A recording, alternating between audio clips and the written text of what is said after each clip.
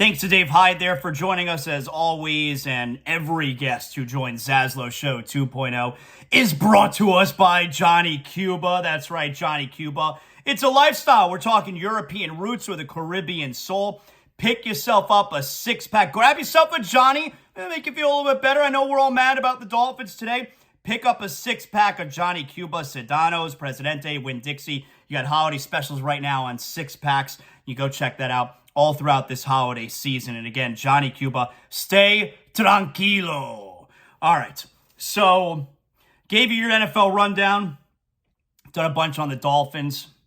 They're gonna be all right. It's frustrating. It was a really frustrating game to sit there and watch. At times it felt torturous. And I was watching on my TV screen just now, and it's, are you worried about Tua? No. You know, he's not the greatest quarterback ever. He's not Marino. He's going to have bad games. Yesterday was a bad game. And for me, if Gesicki uses two hands to catch a football after having a bad game, Tua's about to drive the Dolphins down the field for the game-winning score. Now, is he going to win the MVP now because of yesterday's performance? No. He's probably out of the conversation now. Them's the breaks. But worried about Tua? Not worried about Tua at all. It's Tua's first loss this year when he's finished a game. And I know he hurt his ankle at the end. It counts. Don't try and be cute and say Tua hasn't lost a game yet this year when he's finished the game because he didn't finish the last series yesterday. Don't get cute. I'm not worried about Tua at all. If anything, get the shit game out the way. You got extenuating circumstances, be it that Armstead was out. Maybe it was pressing because of McDaniel. I don't know. Whatever the reason is, get it out of the way. But I have no concern whatsoever about Tua. Let the national guys talk about that stuff. And look, the national narrative on the Dolphins now, you're going to get a lot. If you're watching TV today, you're going to get a lot of I told you so. Dolphins are not it. Tua's not him. That's what the kids say. You're going to get a lot of that stuff. Hey, you got people out there who are just trying to be right. They are entrenched in their opinion about the Dolphins, about Tua, and they just want, it's confirmation bias. But down here, you've been watching this team. You know what this team's about. They're going to be just fine. You got to win next week. Can't go into Buffalo losing 2 in a row because then you're starting to talk about, are we going to miss the playoffs? Got to win next week, and I very strongly believe the Dolphins go into Los Angeles and beat the Chargers next week. I feel very, very good about that. I am not worried about that. And next week, you will come and join me, right? Dolphins Sunday Night Football, Briny Pub, BrinyPubPompano.com. You come hang out with us. Again, Atlantic Boulevard, all the way out to the Atlantic, the world's most upscale dive bar. BrinyPubPompano.com. Love those guys. They took real good care of us yesterday. All right, so the Heat are back in action tonight. What a great win over the weekend for the Heat. The Heat look, they were in Boston last week for Wednesday and Friday. They finished out this little trip. They're in Memphis tonight. Very tough game. But they lose Wednesday. They lose by 13 last Wednesday to the Celtics. And I told you, final score, not indicative of how hard the Heat played, how well the Heat played, especially so short-manned. Friday, what happens? Your boy, Jimmy Butler, rejoins the team. He's back, baby. He put out the video. He was flying up there private, you know, Jimmy style. And you could tell, Boston, I'm coming. Oh yeah, baby. Jimmy Butler with a big-time performance. The Heat with their best game of the year. And like I said, that game that they lost Wednesday, the Heat played very well. They beat any other team in the league that game, except Boston. That's how well the Heat played that game. And then Jimmy rejoins them on Friday for 25 points, 15 rebounds. Tyler Hero with the great game as well with 26. Bam, even with Jimmy back in the lineup, Bam finding a way to be a big-time scorer. He had 28 points. He was 10 of 18 from the floor. Clutch free throws, 8 of 9 from the free throw line. And you know what? You had a kick in the junk with Jaylen Brown off the backboard to send the game to overtime. And you figure, man, after that, we got to go 5 more minutes. And we still took that ass. The Heat win by 4 on Friday night in Boston. Jason Tatum really struggled. Foul trouble, and the Heat did a great job on him overall. And we're hoping that means now that the fun is about to start. Because That's the type of game you can look at. Maybe, hey, is this a jumping off point? Are we going to remember that win in Boston? Only their second home loss of the year. Only their fifth loss of the entire season. Boston won in Brooklyn last night. That team sucks. And are we going to look back and say, yeah, remember when Jimmy rejoined the team? Because Jimmy felt pretty confident after the game. We got, like Jimmy said, we got something good going on here. Still a game under 500. But that was a big-time win and a real good couple games in Boston. And by the way, how about Jimmy, man? You know, you got these guys who miss a ton of time because of injury. How about Jimmy? Miss a ton of time because of injury. You got to do your ramping up, you know? You got to do your return to play conditioning. You got to do your minutes restriction. You got to come off the bench. No, not for Jimmy Butler. He plays 35 minutes, 25 points, 15 rebounds, gets you a steal, a block, 3 assists. He hits the huge shot at the end of regulation, couldn't hang on, then hits the dagger in overtime, takes that Celtics ass. That's what we're talking. That's Heat culture. That's what we're talking about.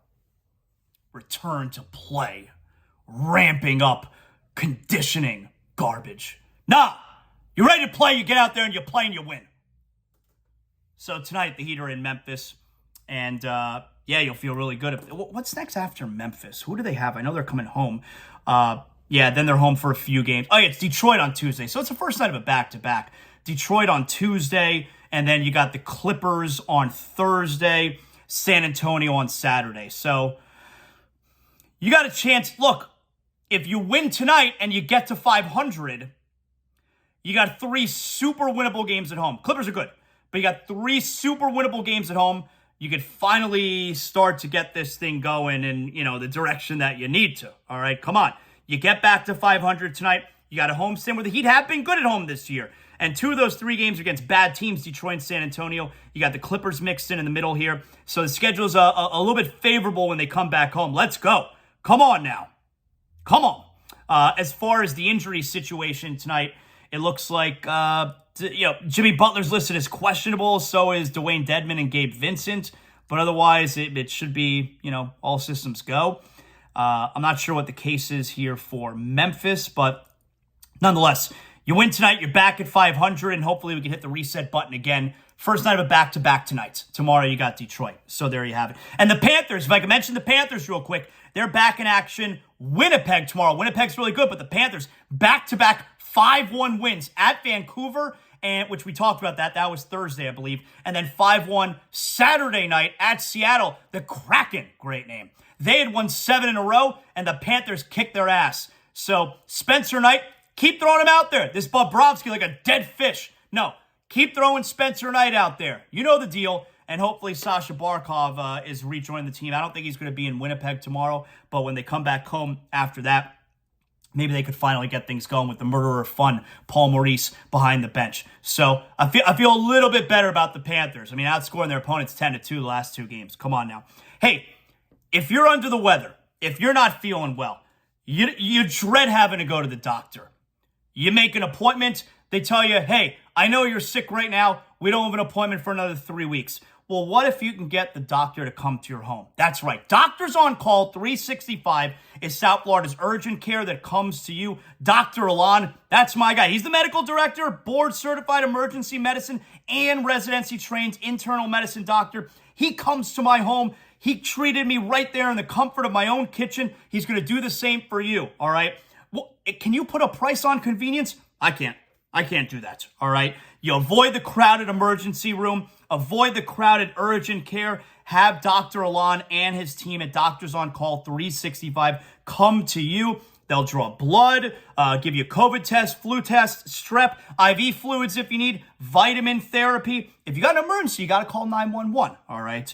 And no mental health situations, no sexual health cases, STD, that kind of deal. You got to go to the hospital for that kind of stuff. But otherwise, Doctors on Call 365, South Florida's urgent care that comes to you. The convenience is what does it for me, man. And you can trust Dr. Alon. I've used him myself, all right? Now, most insurances, they're charging emergency room copays, fees for urgent care visits. In the end, you're likely going to wind up paying the exact same thing when Dr. Alon comes and treats you in the comfort of your own home. Doctors on Call 365.com. Doctors on call, 365.com. 7 days a week, 24 hours a day, 786-577-9302. And of course, if you're dealing with an emergency, you call 911 immediately. All right, you know what time it is. Let's do some big deal or not a big deal. All right, a lot happened over the weekend. There's a lot going on. We still got to finish week 13 tonight of the NFL season. We're very disappointed, obviously, with Team USA, United States men's national team. They lost Saturday afternoon. Fun game. They were in it. I was super pumped up when they cut the lead to 2-1. The Netherlands, though, they took advantage of all their opportunities. They scored on their opportunities, while Team USA, they struggled defensively. The two biggest plays, Pulisic, he had the chance early on. He couldn't score. And then at the end of the first half, when, the U.S. defense, they're just not marking guys, they score to make it 2-0 right before the end of the first half. Those two plays right there, those are the two biggest plays in the match for me. Overall, glad the U.S. got out of match play. You got to see a quarterfinal game. Now this was post-game. How about this analysis yet? Herc Gomez, he was crushing Greg Berhalter. Louis van Gaal ate Greg Berhalter's lunch. Why? What specifically? Louis van Gaal and this Netherlands team never wanted to run with the United States men's national team. Frankie de Jong, De Roon, they're not going to run with Weston McKennie, with Tyler Adams, Yunus Musa. They know that's the strength of this core of this team. They never wanted that. But they knew that they weren't good enough to beat them on the ball with their quality. So like Greg Berhalter planted this team with their two outside backs to come in as interiors, okay? And play make, if you will. And at times, Sergio Dest got into the final third and he looked dangerous. Anthony Robinson, not so much. But when they lose the ball, it's Weston McKennie and it's Yunus Musa out of position, and that ball is immediately coming.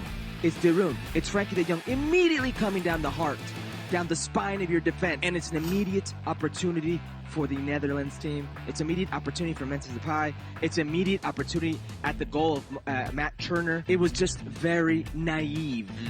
Very naive that you could think that going into a game with a team like the Netherlands, you were going to have more quality on the ball. They let you have it. Yeah. They disguised that possession for you. And yes, you had an early opportunity with Christian Pulisic. All right, so I'm going big deal here. All right, he knows what he's talking about. And we had Mike Ryan from the Levitard show on last week. He's not a big fan of Greg Berhalter. So does this mean he ends up being the guy in 4 years from now who's still going to be managing this team, coaching this team? I don't know. I think it's a big deal. I will tell you, though, after the U.S. lost, and you had a lot of that, the future is bright, young team, we're looking good for 4 years from now. I'm sorry. I can't look at it like that. It's in 4 years from now.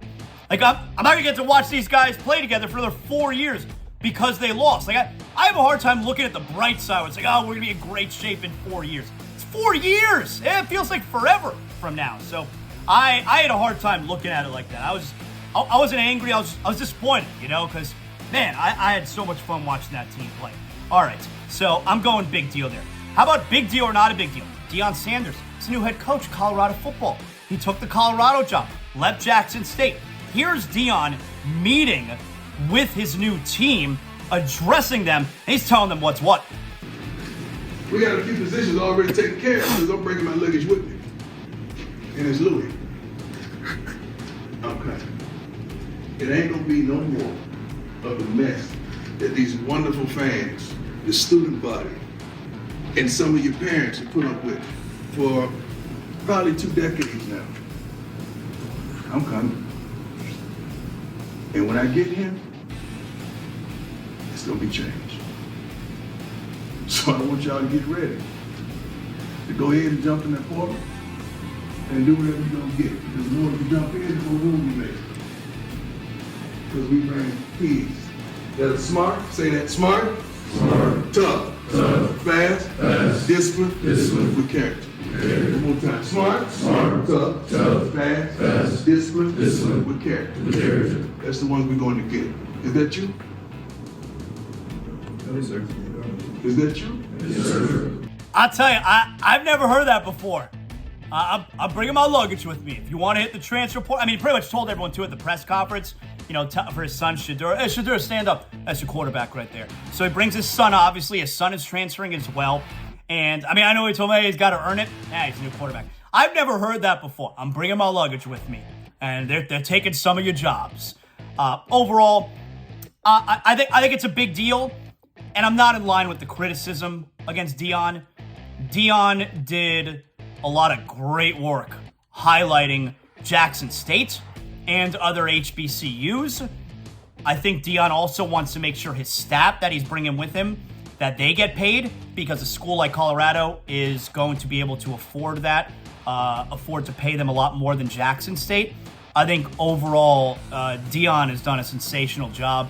I'm not down with the criticism for Deion, you know, leaving the black school to go to the white school. You know, he'll leave HBCU if it means he's going to get money.